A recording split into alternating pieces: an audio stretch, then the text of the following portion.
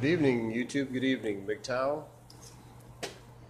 Aaron here with Christian Men Going Their Own Way. What do we have behind us? A minivan. Yes. Just got done putting a different motor in her, and amazingly, it runs. How about that? The trash is in the garbage can, the mystery of Wonderland. Alright. Anyways, I wanted to talk about the choices parents make in our society, this Western culture, especially the choices women make as mothers. I guess some things happened to me when I was growing up that didn't need to happen, that was out of my control.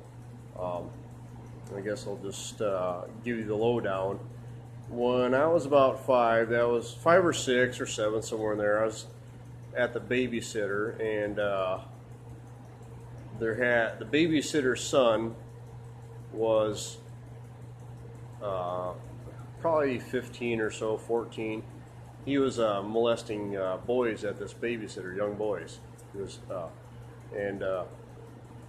essentially, I didn't know what was going on. I got kind of fondled around and played with a little bit. Wasn't, if you want to put it on a scale of 1 to 10, as far as 10 being the worst, it was probably a 4. I bet there was worse things that happened to other men out there, or kids in general. Thank God it wasn't any worse than it was. And for some of you guys, I'm sure you had experienced worse things. Anyways, back to the story here. You got exposed to pornography. I remember looking at it, and I didn't know what I was looking at, but turns out when I knew later on in life, there were basically images of hermaphrodites or she-men, trannies. So this poor kid was messed up. But anyways, I remember one day, another little boy at the babysitter, his name was Donnie. He never showed up again. Never saw him ever again. You know, and you just don't think of it anything when you're 6, 7 years old. Oh, he's gone. Well, turned out that the babysitter's son did it to him before he did to me, so Donnie was out of there. His parents found out about it and got him out of there. Well, his parents must have talked to my parents one way or shape or another and said that it was going on, but or something along them lines. I found out later in life, but I remained there. So years down the road in my 20s, you know, these situations like that affect you growing up. I guess I got turned on sexually at a young age, which, you know, is not good for a kid. Thank God I never had the urge to do that to kids or any other young boys or anything like that.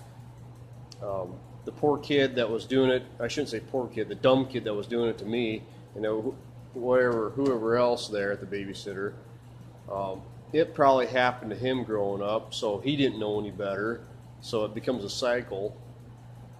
Then the real question is, who do you go to admit that you have a problem? You know, where are you going to spill the beans to and not get in major trouble?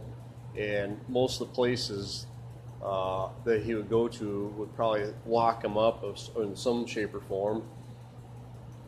You know, I don't know. Just people that get issues, sexual dysfunctional issues like that, they don't have a lot of places to turn to. So I really don't hold nothing against him because it probably happened to him growing up, and he's just repeating what he knew.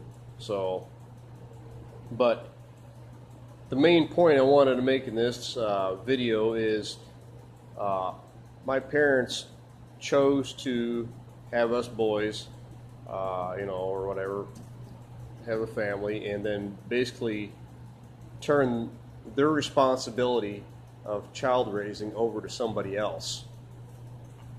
And so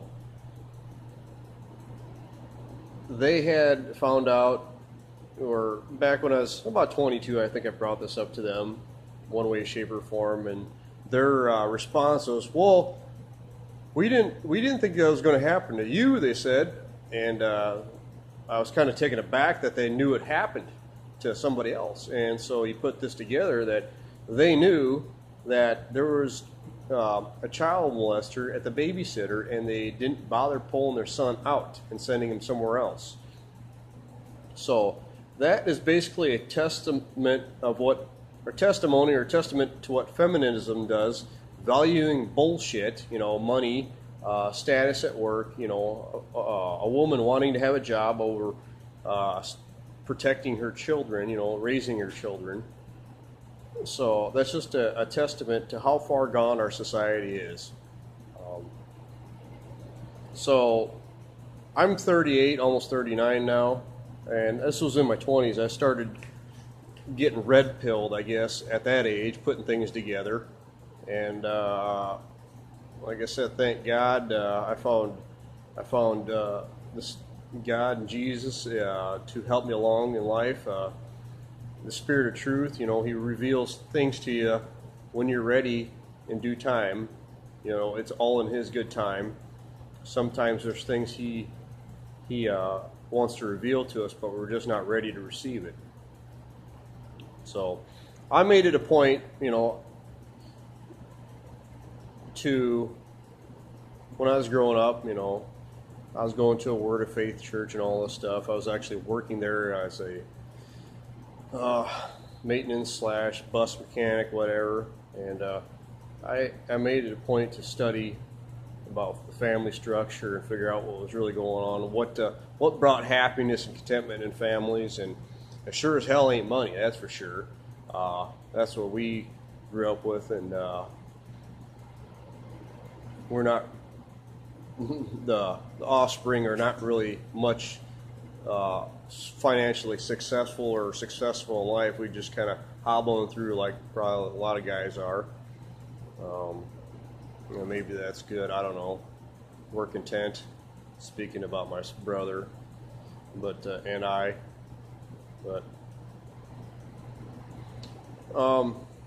Yeah, so I made a point to study about the family structure, and basically I swore I'd never, if I ever got married, if I ever had kids, I'd never raise them like my parents did. Basically pawning their children off to somebody else, starts out, your day as a child starts out typically in your school years, half hour in the morning you see your parents, whatever, you're out the door to school, you're raised by the school, you come home or go to the babysitter, raised by the babysitter. After that, you're raised by the television in the evening. You might have a little family interaction, get your ass chewed, do your homework, a little bit of playtime, then go to bed. That's how it was for me for most of my life growing up. Never really taught anything. I